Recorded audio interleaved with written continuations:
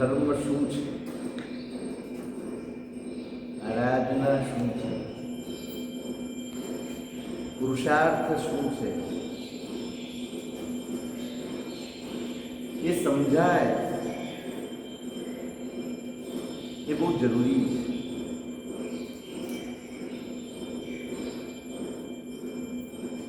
માત્ર ચાલ્યું આવે છે અને હું કરું છું, હું દેખાદેખી કરું છું, કોઈકે કહ્યું છે માટે કરું છું,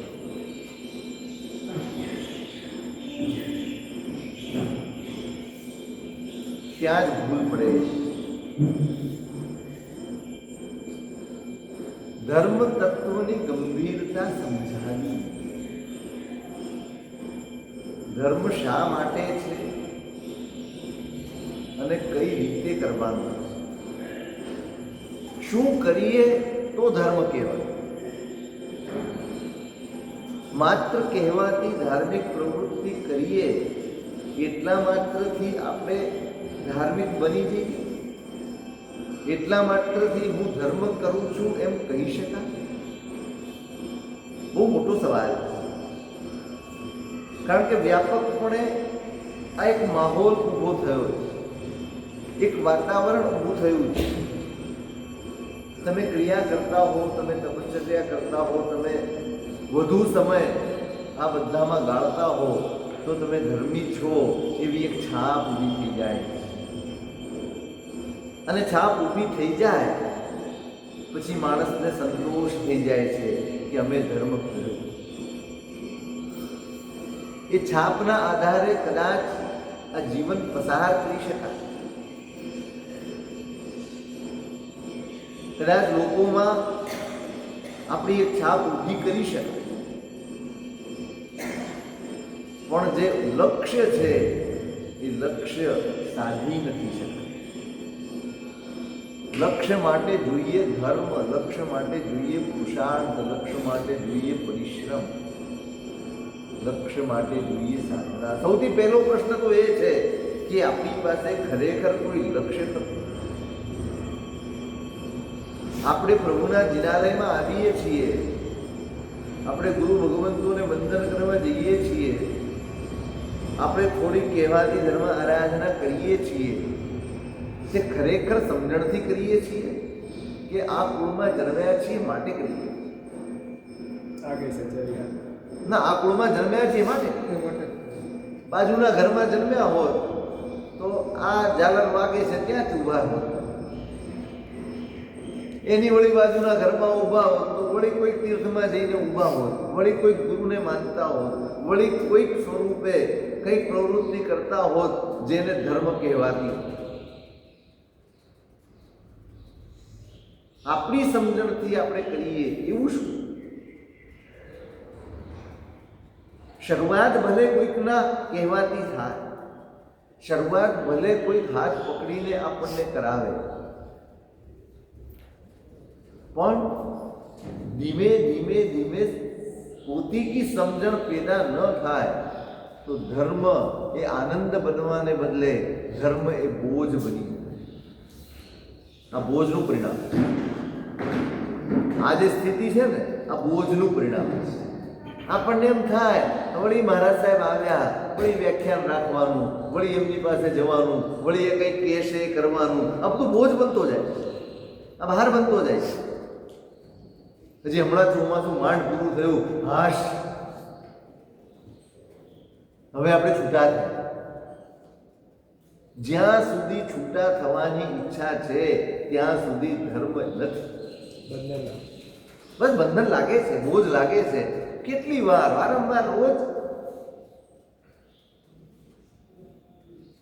પોતીકી સમજણ ન જાગી હોય, પોતીકી સમજણ પેદા ન થઈ હોય, પોતે મથામણ કરીને સમજણ ન કેળવ્યું હોય તો ધીમે ધીમે ધીમે ધર્મ પછી એક બોજ બની જાય.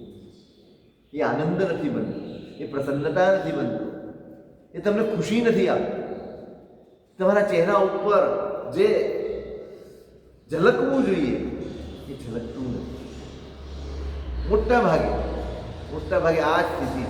ઠીક છે કે માહોલ ઊભો થાય, બધા ભેગા થઈને કશું કરીએ, અને એ થોડાક દિવસ માટે બધાના ચહેરા ઉપર ખુશી કે પ્રસન્નતા કે એવું કશું દેખાતું હોય તે બધું જ ક્ષણિક થાય. એનું સ્થાયી ન તો કોઈ આપણા જીવનમાં મૂલ્ય છે, ન કોઈ એનું સ્થાયી ભાવ છે કે ના તમે એકાદી આરાધના કરીને બસ અંદરથી સતત પ્રસન્ન રહો કે ના આપણે કંઈક કર્યું, કંઈક અચીવ કર્યું, કંઈક મેળવ્યું.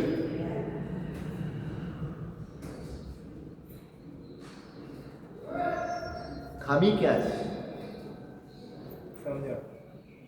સમજણ કેળવાઈ. સમજણ માટે મહેનત કરી જ નથી. તમે કહો છો સાહેબ ચોમાસું શેના માટે? તમારો ઉપાશ્રય ખાલી ન રહે માટે ચોમાસું, તમારે ત્યાં પ્રવૃત્તિ થતી રહે માટે ચોમાસું, તમારી ઉછામણીઓ થતી રહે માટે ચોમાસું, કંઈક અનુષ્ઠાનો થઈ જાય એટલે આપણને એમ થાય કે આપણે કંઈક કર્યું છે માટે ચોમાસું. શેના માટે? શાના માટે ચોમાસું લાવો?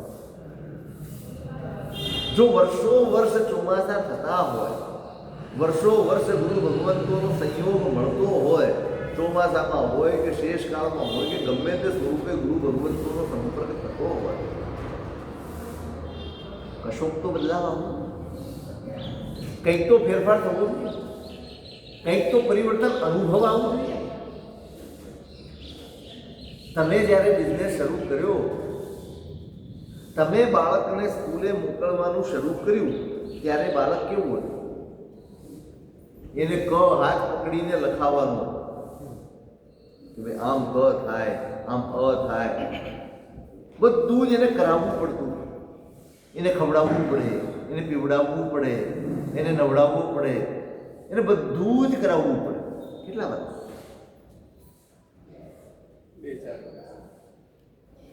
2-4 સ્કૂલે ગયું ત્યારે સાવ જ્ઞાન. પેન્સિલ કેમ પકડાય છે, પેન કેમ પકડાય છે, પાટી કેમ પકડાય છે, પુસ્તક કેવી રીતે પકડાય છે, એનું એને બોધ. પણ જેમ જેમ જતો થયો, જેમ જેમ એની સમજણ વધતી ગઈ, એમ ધીમે ધીમે ધીમે એનું જ્ઞાન, એની સમજણ. શરૂઆત એમ હતી કે બેટા તું સ્કૂલે જા, તને હું આ અપાવીશ, તને હું તે અપાવીશ, તને હું આમ કરીશ, તને ફરવા લઈ જઈશ. આ બધું જ હતું. અને આપણે લઈ ગયા અને ગયું. કેટલા વર્ષ? એ લાલચ, એ લોભ ધીમે ધીમે ધીમે ધીમે ભણતરનું મહત્વ સમજાતું જાય અને ઇનામો, લાલચ, કંઈ પણ પ્રલોભનો એ બધા છૂટતા જાય અને માણસ ભણવા તરફ ગંભીર થઈ જાય, સિરિયસ થઈ જાય. ત્યારે એમ કહેવાય કે બાળક સમજણો થયો છે. એ પ્રયોગ આપણા માટે ક્યારે થશે? આપણે સમજણા થયા છીએ એવું ક્યારે કહેવાશે? આપણે હજી એમાં જ અટવાયેલા છીએ. ધર્મ કરવાનો છે, શેના માટે કરવાનો છે? હે જીવનલાલ, કયા છે? આત્મા ક્યાં રહે છે? બતાવો જોઈએ. આત્મા ક્યાં રહે છે? આ છે કોણ? ઓળખો છો? ઓળખો છો ખરા? આ જવાબ કયો છે? આપણે જેટલા પણ બોલીએ છીએ ને, તમે હો કે હું હોઉં, બધું જ કોઈકનું શીખવાડેલું આપણે બોલીએ છીએ. આપણી સમજણમાં નથી આવેલું. તમે દુકાને કેમ જાઓ છો? હે કમાવા? તમને આનંદ થાય કમાવો? થાય એમ તો આત્મા માટે કરો છો તો આનંદ થાય છે? તો કેમ બે જગ્યાએ સરખું હોવું જોઈએ? જો હું કમાણી માટે, કમાણી એ તમારી પોતાની સમજણ છે, એટલું યાદ રાખજો. જ્યાં સુધી તમને વ્યાપારની, ધંધાની ગંભીરતા નહોતી, આપણે કોલેજનો કાળ હોય, ભણવાનો કાળ હોય, ધારો કે વડીલોને ક્યાંક બહાર જવાનું હોય ને એમ કે 2 કલાક બેટા દુકાને બેસવાનું છે, કેવી રીતે કાઢે 2 કલાક? ક્યારે પપ્પા આવે ને ક્યારે ભાવ, એ જ હોય ને. ક્યારે આવે અને ક્યારે હું છૂટો થાઉં ને જાઉં. કારણ મહત્વનું એ જ વ્યક્તિ આજે દુકાન છોડવા તૈયાર. ખાવાનું મોડું થશે, ચાલશે. ઊભા સમય કાઢવો પડે છે, ચાલશે. ડાયાબિટીસ છે ને ખાધા વગર ચાલતું નથી, બધું જ ચાલે છે. કેમ કે સંપત્તિ એ તમારી પોતીકી સમજણ બની છે માટે, તમને એનું મહત્વ સમજાયું છે માટે, તમને એની કિંમત છે માટે. એ જ વસ્તુ અહીંયા ઘટી નથી. માટે ધર્મ એ આનંદ પણ, તમને થાક નથી જ લાગતો, તમને પરિશ્રમ નથી જ લાગતો. તમને એમ કે ઘરે કોઈ કે બેટા કલાક વહેલો આવી જતો હતો, આમ ઊભો ઊભો થાકી જાય છે, કઈ વાંધો નહીં, આપણે દુકાન વધાવી લેવાની, આવી જવાનું. શું કહો, શું કહો, તમારો જવાબ શું હોય? અરે કાંઈ નથી, કમાણી જોવાની છે, થાક નથી જોવાનો. દેખાય છે ને ત્યાં સમજો, દેખાય તો અહીંયા પણ જોઈએ તો નજર તો ખસેડો, નજર તો નજર કાળા ધબ્બા ઉપર છે તો આપણું ધોળું કપડું નથી દેખાતું. નજર કાળા ધબ્બા ઉપરથી ખસેડો, બધું જ દેખાશે, બધું જ અનુભવાશે. આપણે પ્રયત્ન ક્યાં કર્યો? આપણે આપણી જાતને એવી ટેવ પડાવી જ ક્યાં છે કે આપણે જોવું જોઈએ? આપણે તો જે અનાદિકાળથી જોતા આવ્યા છીએ, જે સમજતા આવ્યા છીએ, જે ઈચ્છાઓમાં જીવ્યા છીએ, એ સાચું કહો, આપણે ધર્મ કરીએ છીએ એમાં આપણને મહત્વ છે મારી ઈચ્છાનું કે મારા આત્માનું? તો જેનું મહત્વ જ ન હોય તો દેખાય કેવી રીતે? જેનું મહત્વ જ ન હોય તો સમજાય કઈ રીતે? હું જ્યાં જાઉં ત્યાં મારી ઈચ્છાઓનો દોર્યો ચાલ્યો જાઉં. હું મારા આત્મા માટે ક્યારે ભગવાન પાસે ગયો? હું મારા આત્મા માટે ક્યારે સામયિક કરવા બેઠો? મેં મારા આત્મા માટે ક્યારે ઉપવાસ કર્યો? મેં મારા આત્મા માટે ક્યારે એમ્બિલ કર્યું? ક્યારે ત્યાગ કર્યો? ક્યારે કર્યું? જે કર્યું, જેટલું કર્યું, જ્યાં કર્યું, બધાની પાછળ મને મારી ઈચ્છાઓ દોરી જાય છે. જ્યાં સુધી ઈચ્છાઓ દોરે છે ત્યાં સુધી ધર્મ પણ સંસારનું કારણ છે. જે દિવસે મને આત્મા દોરીને દેરાસર લઈ જશે ને એ એક દર્શન પણ મારું કલ્યાણ કરશે, એ એક ઉપવાસ પણ મારું કલ્યાણ કરી આપશે, એ એક સામાયિક પણ મને તારી આપશે. મને કોણ દોરીને લઈ જાય છે એ નક્કી કરવાનું છે. હું કોની આંગળી પકડીને ચાલું છું? મેં કોનો હાથ ઝાલ્યો છે? ધર્મ એ આપણા માટે માત્ર ને માત્ર આપણી ઈચ્છા પૂર્તિનું સાધન છે, આત્મકલ્યાણનું નહીં. ખોટું હોય તો પાછું ક્યારે કર્યું? આત્મા વિશે સાંભળીએ, બોલીએ, બધું જ, પણ કોઈ લગાવ, સાચું કહો, લગાવ આત્મા સાથે લગાવ. આત્મા માટે કોઈ દિવસ આંખમાં આંસુ આવ્યા હોય એવું બન્યું છે? આખા દિવસનો હિસાબ લેતો હોય ને શ્રાવક, પ્રતિક્રમણે હિસાબ લેવાની પ્રક્રિયા છે, એ હિસાબ કરવાની પ્રક્રિયા છે. તમે રોજ મેળ મેળવો, સાંજે રોજ મેળ મેળવો અને જો ખોટ ગઈ હોય તો શું થાય? કોઈ હિસાબમાં ગબડો થઈ ગયો હોય, હિસાબ જડતો ન હોય, મળતા ન હોય, 50,000 આગા પાછા થઈ ગયા હોય તો શું થાય? રાતે ઊંઘ આવે ના? કેમ ના? એવું કોઈ નુકસાન નથી કે સવારે તમને ખાવા નહીં મળે, એવું કોઈ નુકસાન નથી કે તમારે ઘર વેચવું પડશે, એવું કોઈ નુકસાન નથી કે કામ છોડીને ચાલ્યા જવું પડશે. કાંઈ જ નથી. આ એકાદ વારનું નાનકડું નુકસાન છે. કેમ આટલું બધું ખટકે છે? નુકસાન નથી પરવડતું. નથી પરવડતું. કયું નુકસાન નથી પરવડતું? કોને થયેલું નુકસાન નથી પરવડતું?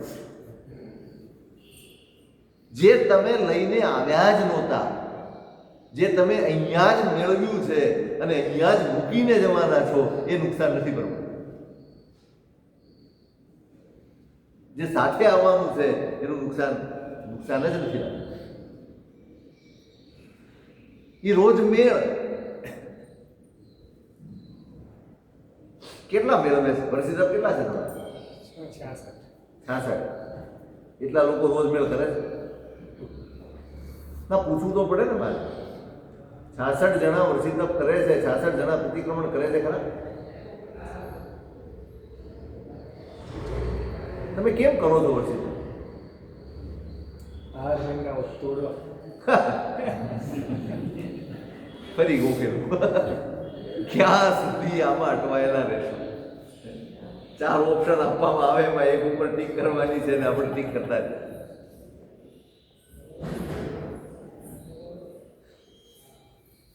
કેમ કરી રહ્યા છે? સાચું કહો, કેમ કરો છો?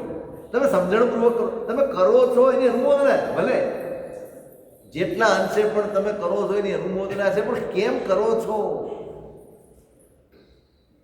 શા માટેનો જવાબ કેટલા પાસે?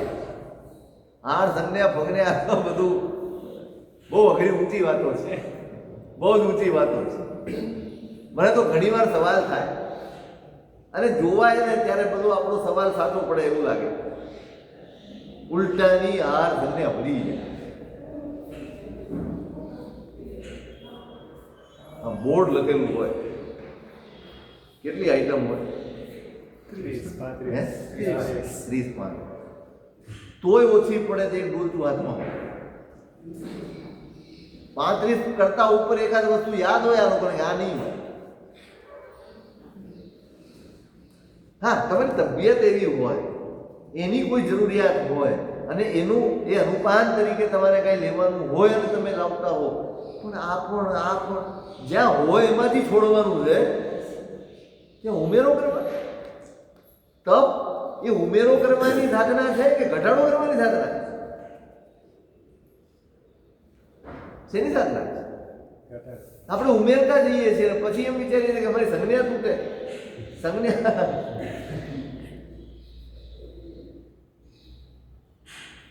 હું એ કીધું હિસાબ કેટલા કરે છે સાંજે? 66 જણા આરાધના કરનારા છે તો 66 જણા પ્રતિક્રમણ કરનારા ખરા? ક્રિયા છે. કેમ નહીં? ક્રિયા તો ક્રિયા, કેમ નહીં? કેમ આપણને ચાલો ક્રિયા માનીને આપણે છોડી દીધું, સમજણ કેમ ન કર્યું? આ શુદ્ધિના દિવસો છે, આત્માની નજીક જવાના દિવસો છે, આ આત્માને અનુભવવાના દિવસો છે. આત્માને અનુભવવામાં જે બાધક તત્વો છે ને એનો ત્યાગ, એનું નામ તપ છે. આપણે તો એમ સમજ્યા ખાવાનું છોડ્યું એટલે તપ થઈ ગયું. એ તો બહુ જ ઉપર છેલ્લી કોટીનું તપ છે, ખાલી ખાવાનું છોડવું તે. મારા આત્મા સુધી પહોંચવામાં જે તત્વો બાધક છે, જે હોય એ મારી કોઈ પણ ઈચ્છા હોય, મારી કોઈ પણ આસક્તિ હોય, મારો કોઈ પણ મોહ હોય, મારો કોઈ પણ દોષ હોય, એ છોડવું એનું નામ ત્યાગ છે, એનું નામ તપ છે. આ તો પ્રતીક છે, પ્રતીક. અને એ જે અંદર પડેલું છે ને એને ઓળખવા માટે, એના પ્રત્યે સાવધાન થવા માટે સાંજે પ્રતિક્રમણ કરવાનું. આજે હું આટલી આરાધના કરીને આત્માની નજીક ગયો કે એનાથી દૂર થયો, એનો હિસાબ લેવા માટે પ્રતિક્રમણ છે.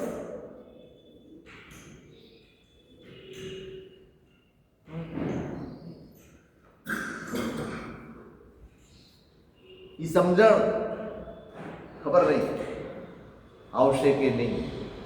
આપણી જિજ્ઞાસા નહીં હોય, નહીં આવે. અહીંથી ગમે તેટલું કહેવામાં આવશે, ગમે તેટલું સાંભળશો, ગમે તેવા આયોજન કરી નાખો, તમારી અંદરથી નહીં આવે ત્યાં સુધી ભગવાન પણ આપણને બદલી શકતા નથી. અંદરથી આવો. હિસાબ લેવાય સાંજે, શું કર્યું આજે? ધર્મને શોભે એવું શું કર્યું? મારા દેવગુરુ ધર્મને અનુરૂપ હોય એવું શું કર્યું? મારા આત્માનું ભલું થાય એવું શું કર્યું? અને મારા આત્માનું અહિત થાય એવું, છોડી શકાય એવું હતું ને છતાંય ન છોડ્યું એવું કેટલું?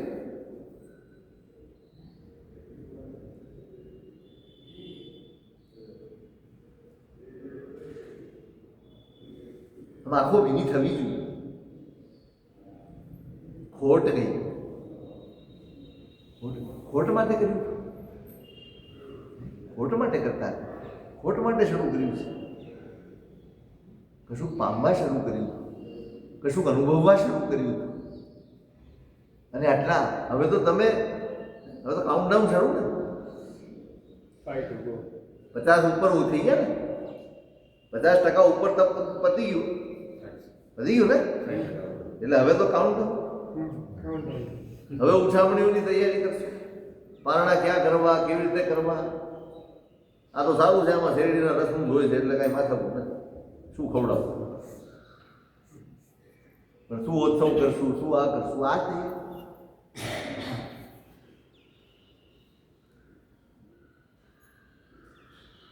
સાંજે દુકાનેથી નીકળો ત્યારે આમ વજન હોય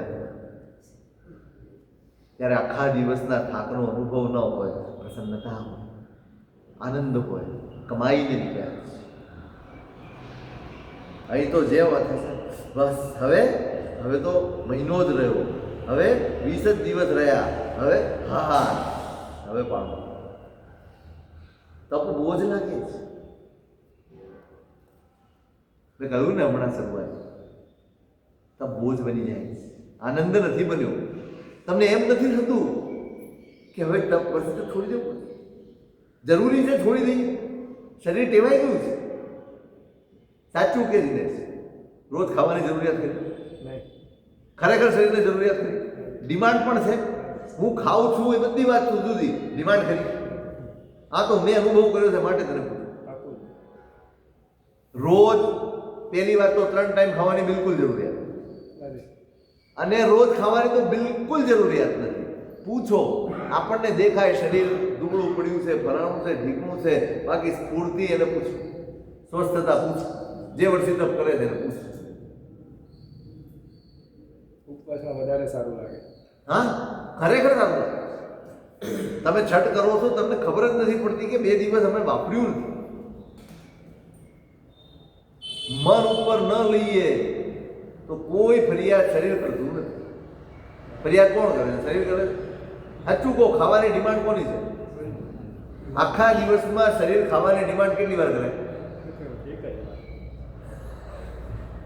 ખરેખર કકડીને ભૂખ લાગી હોય ત્યારે જો તમે વ્યવસ્થિત જમી લો તો તમને બીજી વાર જમવાની જરૂર પડે નહીં જેટલી વાર આપણે જમીએ છીએ ને શરીરની ડિમાન્ડથી નહીં મનની ડિમાન્ડથી અને મનની ડિમાન્ડથી જમીએ છીએ ને એટલે આ તમારી હોટલો ને ડોક્ટરોના દુકાનો ચાલે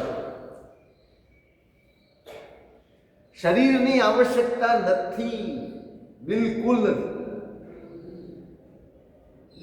હવે આ છોડી દેવાનું કેમ મન થાય હા હવે મોકળાશ થશે હવે બંધન લાગે સમજ્યા નથી ને માટે છૂટવાનું મન થાય છે વિચાર થવો જોઈએ શા માટે ચલો પચકાન પણ હવે એને અનુરૂપ મારી ચર્યા હશે અને અનુરૂપ મારું આહાર હશે હવે અભક્ષ્ય જીવન 1 વર્ષ સુધી જે વસ્તુઓ છોડી દીધી 1 વર્ષ સુધી નથી આઈસ્ક્રીમ ખાધું નથી ઝોમેટો ખાધું નથી સ્વિગીમાં ખાધું કોઈ ઓર્ડર નથી કર્યો નહીં ને સાચું કહું શું ઓછું પડ્યું હતું શું તકલીફ પડી હવે જીવનમાં આવી શકે આવવું જોઈએ આવે તો એ ઉચિત ગણાય ખરું તમારી તપશ્ચર્યાને તમારા ધર્મને તમારી આરાધનાને તમારા પુરુષાર્થને એ શોભે ખરું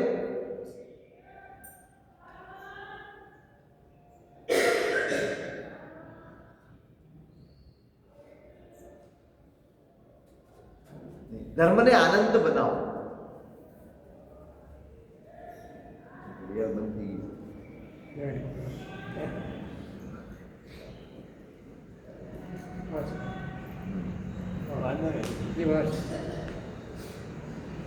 ધર્મને આનંદ બનાવો થોડીક મહેનત હવે આની કરો બહુ બધું કરી લેવું છે એ દોડધામ એ ગાડરીઓ પ્રવાહ છે ને એમાંથી સાઈડમાં તરી જાઓ કશું જ નહીં મળે કશું જ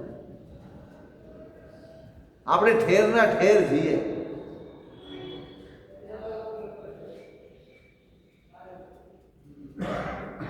એક અઠ્ઠમ દેવતાઓને હાજર કરતું એક અઠ્ઠમ કરતું હતું એક શ્રાવક કરે, એક સાધુ કરે, એક અઠ્ઠમ કરે અને દેવતાને હાજર થઈ જવું પડતું હતું. એ સત્વ હતું આપણા તપમાં. આખા હિન્દુસ્તાનમાં કેટલા વર્ષથી તપ ચાલે છે? હજારો. આખા હિન્દુસ્તાનમાં પોષ દસમ આવશે કેટલા અઠ્ઠમ થતા હશે? કાંઈ થાય છે? સવાલ પણ નથી થતો આપણને કે આટલું બધું તપ એ આપણને બદલવા પૂરતું નથી. આટલો બધો કહેવાતો ધર્મ આપણામાં બદલાવ લાવવા માટે સમર્થ નથી. ગડબડ ક્યાં છે? ક્યાં છે ગડબડ? ઉદ્દેશ્ય વગર ક્યારે પરિવર્તન આવે નહીં. ઉદ્દેશ્ય તો હોવો જોઈએ. શેની ભીડ છે સંકેશ્વર? ભગવાન માટેની ભીડ છે એમ માનો છો? આ બધા ભગવાન માટે જાય, ભગવાન માટે જાય છે. ભગવાન તો માધ્યમ છે એમના માટે, એક સાધન છે, બીજું કાંઈ. ભગવાનનો ઉપયોગ કરો છો કે ભગવાનની ઉપાસના કરો? સાચું કહો, આ ભીડ થઈ છે ઉપયોગની કે ઉપાસનાની?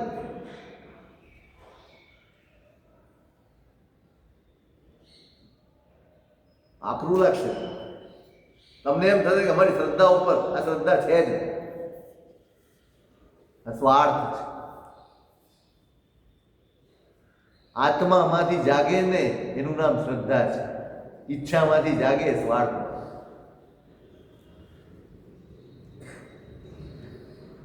આત્મામાંથી કશું આવે છે? આત્મા લઈ જાય તમને ભગવાન પાસે.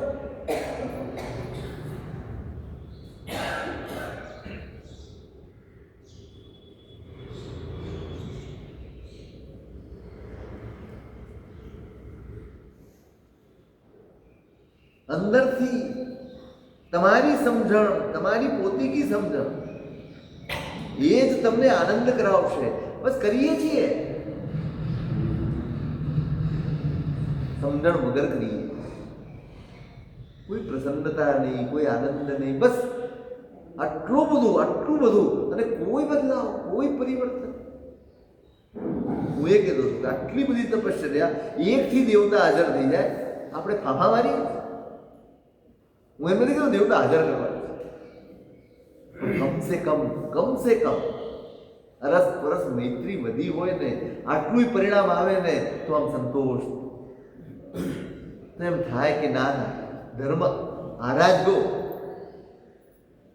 પુરુષાર્થ કર્યો, બદલાય. આપણે એ જ રીતે જ રહીએ છીએ. બહારથી બધું ચોક્કસ બદલાય. પુણ્ય વધ્યું છે, સંપત્તિ વધી છે, પૈસા ખર્ચવાનું વધ્યું છે, તપશ્ચર્યા બધું જ વધ્યું છે.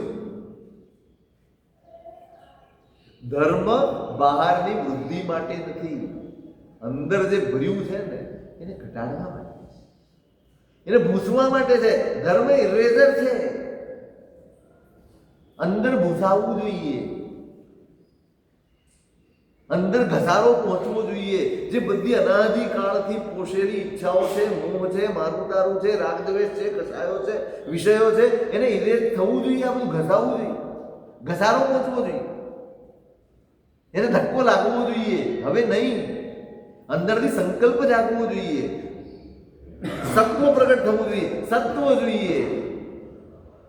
જાત બદલવા, પુણ્ય વધારવા માટે સત્વની જરૂર નથી, જાત બદલવા માટે જરૂર છે. પુણ્ય તો વધશે. તમે તપ કરો છો તો નકામું નથી જવાનું, પુણ્ય મળવાનું જ છે. કોઈ ધર્મ નકામો જતો નથી. પણ શા માટે?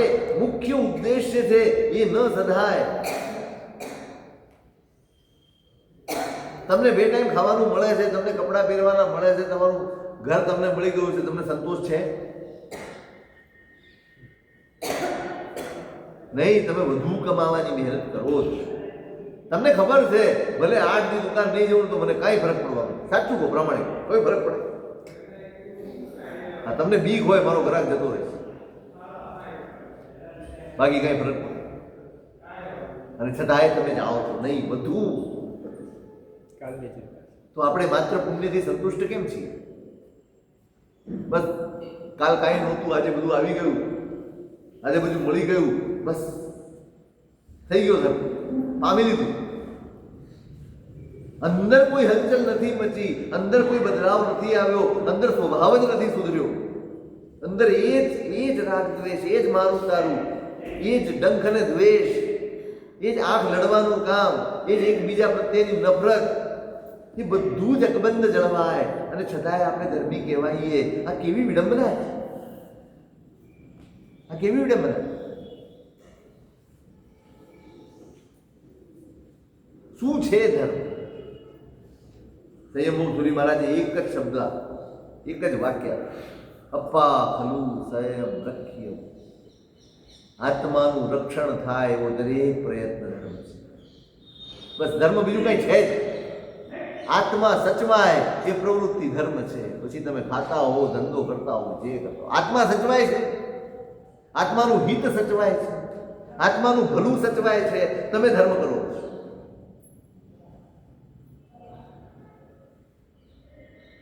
તમે પૈસા ખર્ચો, તપશ્ચર્યા કરો, તમારા અહંકાર વધતા હોય, તમારા દોષો વધતા હોય, તમારી મલિનતા વધતી હોય, તમારા રાગ દ્વેષને મોહ વધતા હોય, તો તમે ધર્મ નથી કરતા. આત્માનું રક્ષણ ન કરે ધર્મ હોય જ. શિખામણ આપી, છેલ્લી શિખામણ છે દસમીકારી, અપ્પા ખલુ સંયમ રખ્ય. બધું જ કરજો, આત્માનું રખેવાળી કરજો, આત્માની રખેવાળી કરજો. આત્માને રેઢો રખડતો નહીં મૂકી દેતા, એની ઉપેક્ષા નહીં કરતા. સૌથી મોટો અપરાધ, સૌથી મોટું પાપ જો કોઈ હોય તો એ આત્માની ઉપેક્ષા છે. આત્માની ઉપેક્ષા કરી શકે ને એ જ પાપ કરી શકે, બાકી તાકાત નથી કે આપણે પાપ કરી શકીએ. તમે ગમે તેમ ચાલી શકો, આડાવડા પગ મૂકી શકો, કેમ? શરીરની ઉપેક્ષા પોષાય નહીં. અને જ્યાં ધ્યાન ચૂક થાય અને ત્યાં ગબડી પડો અને શરીરને નુકસાન થાય. કેટલી બધી પીડા, કેટલું બધું દુઃખ થાય. ધ્યાન ન રાખ્યું, કપડાં બગડી ગયા, અહીં આત્મા બગડી ગયો છે, આત્મા રજળી ગયો છે, કોઈ ચિંતા. કપડાં બગડી ગયાની ચિંતા, કોઈ જોઈ જશે તો કેટલું ખરાબ લાગશે. કોઈકના પ્રસંગમાં જતા હો, ચોમાસાની સિઝન હોય, બાજુમાંથી પેલો નીકળ્યો સ્કૂટર વાળો, છપાક દઈને ઉડાડ્યું હોય, તમારું પેન્ટ કે શર્ટ બગડ્યું હોય, તો ઘરે પાછા જાઓ બદલવા કે જાઓ પ્રસંગમાં સીધા જાઓ ને બદલવા? કેમ? ખરાબ લાગશે, કોઈ જોશે તો કેવું લાગશે. દેરાસર આવીએ છીએ, ગુરુ પાસે આવીએ છીએ, એ વિચાર કરો કેવા જઈએ છીએ. એ જ મલિનતાઓ લઈને, એ જ દોષો લઈને પાછા બહાદુરી. સાહેબ આવું તો હોય ત્યાં કાંઈ વિચાર ન, ત્યાં એમ ન થાય કે ના ના ના કંઈક બદલાઈને જવું, કંઈક બદલાવું છે. અપ્પા ખલુ સંયમ રખ્ય. એક જ કરવા જેવું છે. તમે શું કરો છો એની સાથે જ્ઞાનીઓને નિસ્બત નથી. તમારો આત્મા એનું રક્ષણ થાય છે, બસ આટલું જ નોંધ થાય.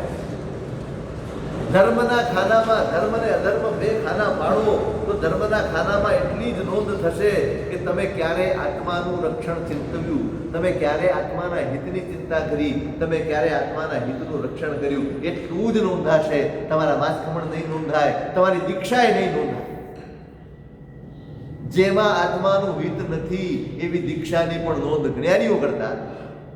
તમે કેટલા વર્ષ પાળીને, તમે કેવા તપશ્ચર્યાઓ કરીને, કેવા વિહારો કર્યા, કેવી ઉગ્રતા આચરી, કાંઈ તમે આત્માની રખેવાળી કરી તો તમારી એ એક ઈર્યાવયની પણ નોંધ છે.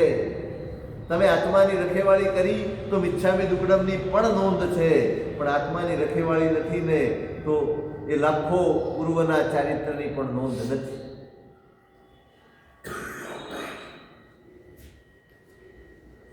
આટલું શીખવાનું છે, આટલું સમજવાનું છે કે આપણે જે કરીએ એ આપણા આત્માના રક્ષણની વાળ છે. મારું તપ પણ, મારી પૂજા પણ, મારી સામાયિક પણ, મારું પ્રતિક્રમણ પણ, મારું જાપ પણ, જે કરું તે મારા આત્માના રક્ષણની વાડ બને. બસ મારું રક્ષણ, મારા આત્માનું રક્ષણ થાય એટલું આત્મા સિક્યોર થઈ જાય, તમારો ભાવ સાર્થક છે, તમારી મહેનત સાર્થક છે, તમારો પુરુષાર્થ સાર્થક છે, બધું જ સાર્થક છે. આત્માનું રક્ષણ થઈ જાય તો. આત્મા જો રખડતો ને રઝળતો છે, આત્મા ઉપેક્ષિત છે, તો ગમે તેટલું કરો કોઈ ફાયદો નથી.